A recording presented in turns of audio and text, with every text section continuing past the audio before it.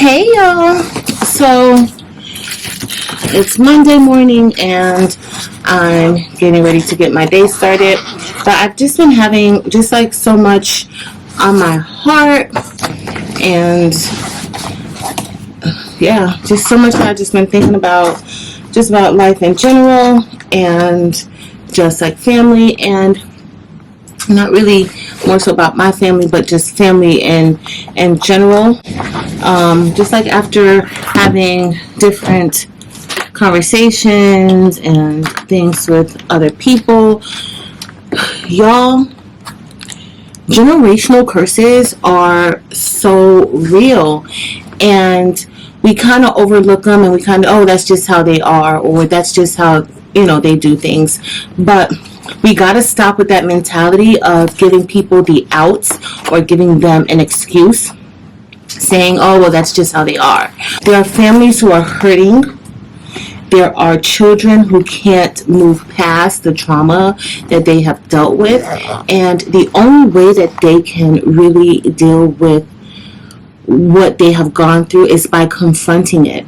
And a lot of times there's families, there's parents, grandparents, aunts, and uncles who refuse to validate what these people or what these kids or anybody who feels like they've been done a certain way, they refuse to validate those feelings, and so those feelings are left unchecked. And it's easy to say, just move on, just get past it, don't worry about that, you don't need to talk to them, just leave it alone. But you never really truly deal with what you have gone through, and then so you end up passing that hurt or those actions, that behavior, you end up passing it along because you've never really checked it.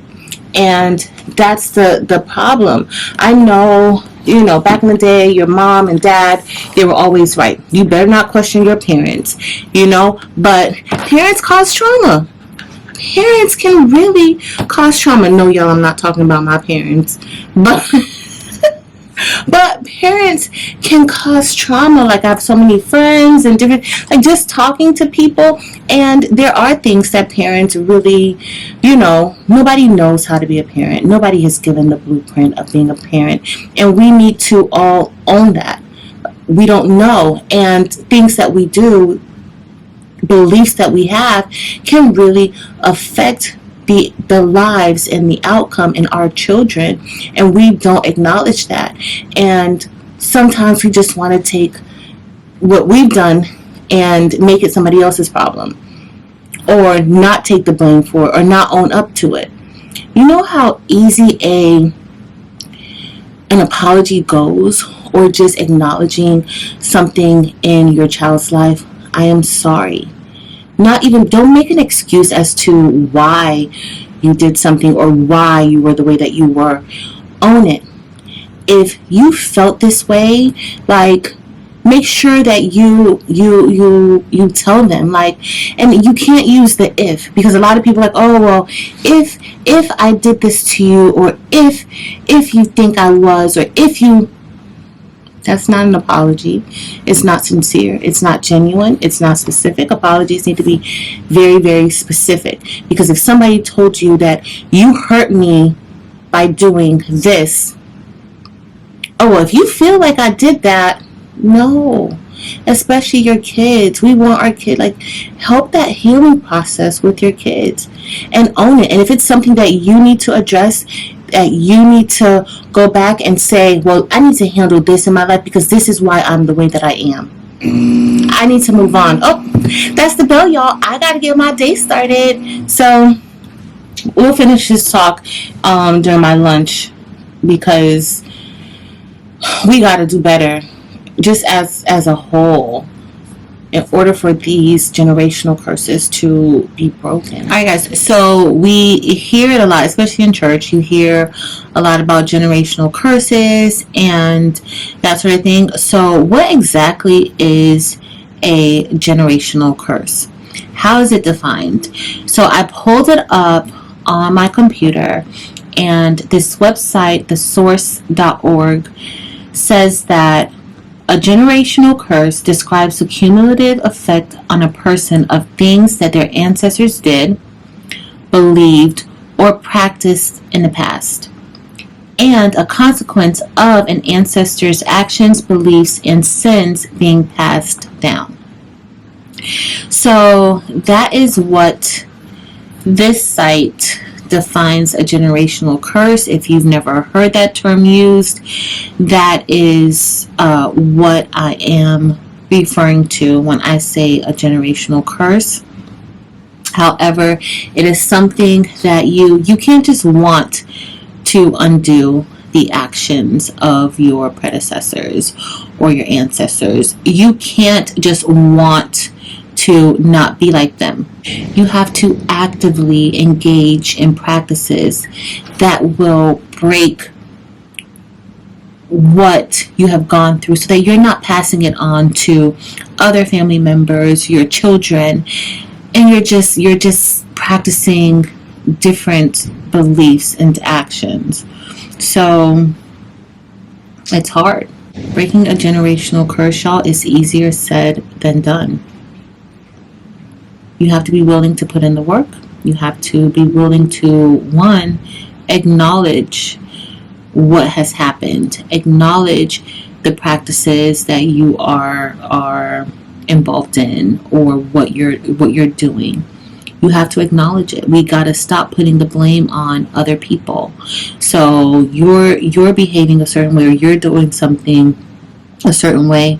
Yeah, you may have learned that from your parents, but guess what? You know that there is an issue with what you're doing, so it's up to you to change it. It's not your parents' fault anymore. It lies with you. So knowing that it's lying with you, now this is your opportunity to change that. Even if you were practicing in it before, or doing whatever it was before, that you would consider a generational curse, just because you are in the middle of it does not mean that you have to stay there. It does not mean that you cannot change those courses of actions. You can change it.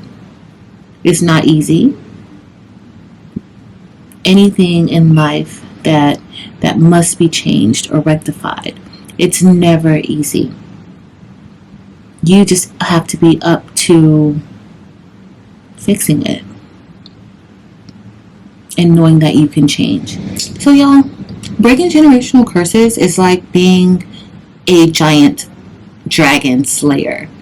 Like these are practices that have just grown over an enormous amount of time. Okay? And then it's just passed on to you. And at some point you have to take charge of it. You can't use it as a crutch. You can't use it as an excuse as to why you're not progressing in life, why you can't get along with people, why you treat your kids the way that you treat your kids. You can't. You have to actively slay the dragon. If not, you will allow that which has caused you great distress in life.